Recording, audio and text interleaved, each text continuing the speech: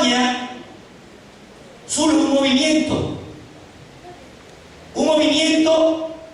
con los hombres más ricos del continente. Se van a España y lanzan un proyecto llamado el Tratado de Roma. El Tratado de Roma no era más que una forma de ellos planificar cómo conquistar Europa sin tener que tirar un tiro, cómo organizar las naciones europeas para un día ver si podían hacer un bloque. En el 1967, ese Tratado de Roma se había convertido ya en el Tratado de Fusión Europea. Pero vamos a dejar ahí lo que está pasando en el grupo que se reunió en el Tratado de Roma. En el 1962, el antagonismo entre los Estados Unidos y Europa era muy grande, especialmente los rusos, que habían ya reorganizado los países que antes de la guerra formaban parte del bloque ruso. Ahora lo había tomado de nuevo y lo habían constituido en repúblicas. Antes eran unas naciones que no tenían categoría de república, y entonces se forma la Unión de República Socialista Soviética luego de la muerte de Stalin. Pero está pasando algo, y es que Nikita Khrushchev, quien está ahora dirigiendo el destino de los rusos, no está de acuerdo con lo que están haciendo los Estados Unidos, porque tiene una filosofía de conquista del continente de una manera estratégica, y lanza entonces en ese esquema de la Unión Soviética, lanza un proyecto llamado el comunismo o socialismo para enfrentar precisamente el sistema americano. Se enfrentan en una batalla campal filosófica llamada la Guerra Fría. Esta Guerra Fría era porque no pensaban irse a la guerra, porque ya existía las Naciones Unidas, que fue creada para regular que los países poderosos no pudieran lanzarse en una guerra, porque ellos solamente eran los que ganaban. Los países poderosos en la guerra son los que ganan.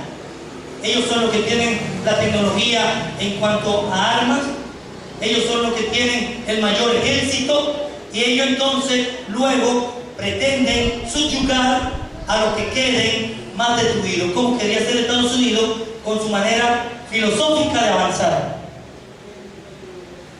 Pero Nikita Khrushchev entiende que tiene que detenerlo de alguna forma. Envía 14 barcos con cabezas nucleares a Cuba. Cuba ya estaba formando parte del sistema comunista y estaba bajo la sombrilla de los rusos.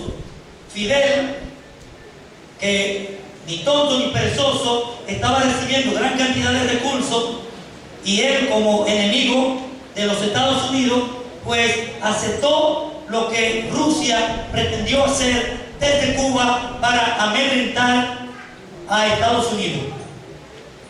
Esa Guerra Fría, que se convirtió en una guerra no tan fría como yo le digo, llegó a ser una guerra diplomática, donde por acciones diplomáticas llegan a un acuerdo.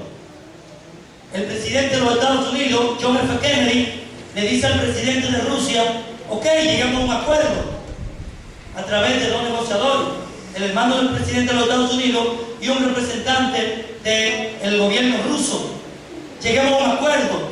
Yo retiro los misiles de Cuba y tú retiras los misiles que tiene en el centro de Europa, exactamente en Turquía, y ellos llegan a acuerdo. Estados Unidos no transporta de Europa a Estados Unidos sus misiles, sino que los pasa a manos de la OTAN. el Tratado del Atlántico Norte, que no es más que una organización, así como las Naciones Unidas, pero una organización militar para velar precisamente por el buen funcionamiento de las naciones, donde los poderosos no puedan tomar de manera a la ligera y unilateral decisiones para destruir a ningún gobierno, a ningún Estado. Pero vamos a entrar a algo que está aconteciendo, porque en el 1987, Mikhail Gorbachev, presidente de Rusia, con todos los gobiernos que le habían antecedido, habían llevado la economía rusa a una quiebra prácticamente total. Construyeron muchas armas en tiempo de paz, no encontraron a quién vendérselas. Estados Unidos siguió fortaleciendo su comercio, porque no solamente construía armas, sino que hizo una infraestructura para vender bienes y servicios. Entonces, en el 1989, algo que también me pareció muy curioso, el presidente Gorbachev decide dejar por terminado el sistema comunista, pero oiga, ¿dónde fue a dar la noticia? Al Vaticano. Desde el Vaticano dio a conocer al mundo que el sistema comunista quedaba sin efecto. Y yo mismo me pregunté, ¿por qué el Vaticano? ¿Acaso fue un sistema como una cortina de humo para tapar las atrocidades que hizo Hitler? ¿Acaso fue un sistema como una cortina de humo lanzada por ellos para también camuflajear las bendiciones que ellos daban a los aviones de guerra que iban a combatir y que iban a matar? Hay muchas cosas que son ultra secretas, pero le dejan a uno que pensar.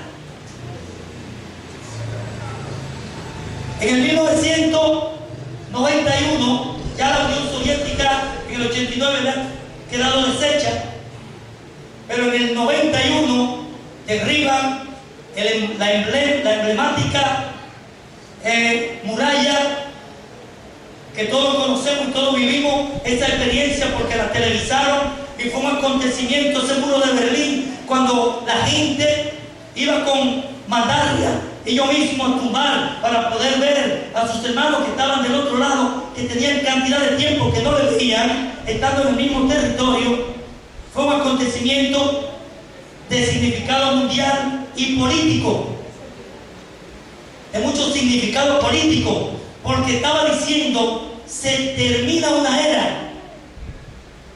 Estamos de aquí en adelante empezando una nueva era, la cual los gobiernos le llamaron el nuevo orden mundial. Y es de aquí en adelante donde vamos a empezar esta segunda parte. ¿Qué es el nuevo orden mundial? Es un proyecto diseñado con un propósito de establecer un mayor control en el orden político, económico, religioso a nivel global. Ustedes saben cómo le llaman al mundo los conspiradores, la aldea global. Este proyecto será colectivo y burocrático, controlado por sectores elitistas y plutocráticos, como son los Illuminatis, los masones, el grupo Bilderberg, los caballeros de Malta, que son representantes de la Iglesia Católica en este asunto, entre otros. Estos conspiradores no buscan otra cosa que no sea gobernar el mundo. Y prueba de ello es la declaración que dio en un programa de televisión el secretario general del Consejo de Seguridad de las Naciones Unidas.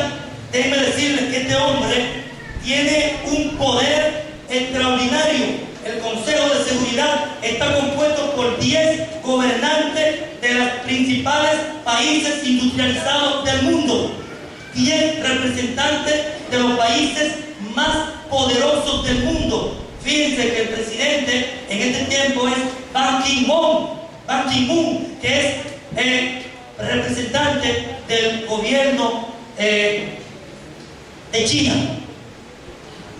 Ban Ki-moon, representante del presidente del Consejo de Seguridad de las Naciones Unidas hoy. El secretario dijo: necesitamos un hombre que gobierne el mundo, venga de Dios o venga del diablo, lo recibiremos. Están preparando una plataforma que dé como resultado la traída a la gobernatura del planeta de un hombre, como lo establece la Biblia. Esa es la forma que se reúnen los grandes. Son simbolismo masónico lo que vemos ahí en el dólar. Lo que pasó en la Torre Gemela no fue una casualidad, no fue una coincidencia. Yo tampoco creo que fueron los talibanes. Lo que pasa es que había que menguar la economía de los países que pueden tener un poder económico que se oponga a los planes globalistas. Y no solamente destruyeron la economía de los Estados Unidos porque le dieron en el corazón del centro económico de los Estados Unidos. También en el 1992 destruyeron la economía argentina. En el 2002 destruyeron nuestra economía. Y así han hecho en muchísimos países. Destruyen la economía de los países de tal forma que el Banco Mundial, el Fondo Monetario Internacional, la Reserva Federal puedan tomar control de todo lo que es sistema económico del mundo. Pero hay algo, y es que los continentes, la Tierra está formada de 5 continentes, pero los continentes representan 201 países libres, registrados, y era muy difícil. La gente piensa, es tan difícil poder convencer a las naciones de manera individual. Por lo tanto, tenemos que hacer bloques continentales. Bloques continentales. Este proyecto de Roma, que surgió en 1957, fue lo que dio lugar a la unificación de Europa. Eso que surgió en el 1957 como Tratado de Roma. Pero así también como se unió Europa con sus 50 países, se unió África, se unió Asia y se unió Oceanía.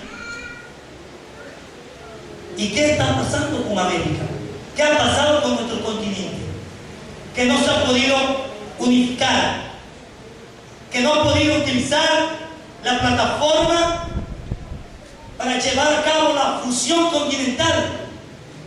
Ya con esos países que forman cada una de esas alianzas, ya no hay que negociar de manera unilateral con cada país, sino que ellos tienen una representación en el mismo Europa, una representación, tienen una oficina cuya forma es como la inconclusa Torre de Babel. Esos países ya no hay que negociar de manera bilateral con ellos, esos continentes, porque ya ellos tienen una representación continental, pero nosotros aún no lo tenemos. Falta por completar su fusión el continente americano al cual pertenecemos nosotros, el cual está formado por 35 países. Un proyecto llamado el ALCA, Área de Libre Comercio de las Américas, es la plataforma que utiliza el gobierno norteamericano para llevar a cabo este acuerdo continental.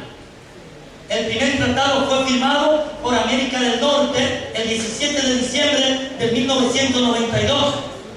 América del Norte representado por Estados Unidos, Canadá y México. Una reunión convocada en el año 1995 en el estado de Arkansas, donde participaron 34 de los 35 países que componen el continente, excepto Cuba, por no ser miembro de las Naciones Unidas, en donde 33 países parecían estar de acuerdo. 33 países le dijeron al presidente Bush: es un proyecto fenomenal. Unificar el continente debe ser de mucho beneficio para todos nosotros.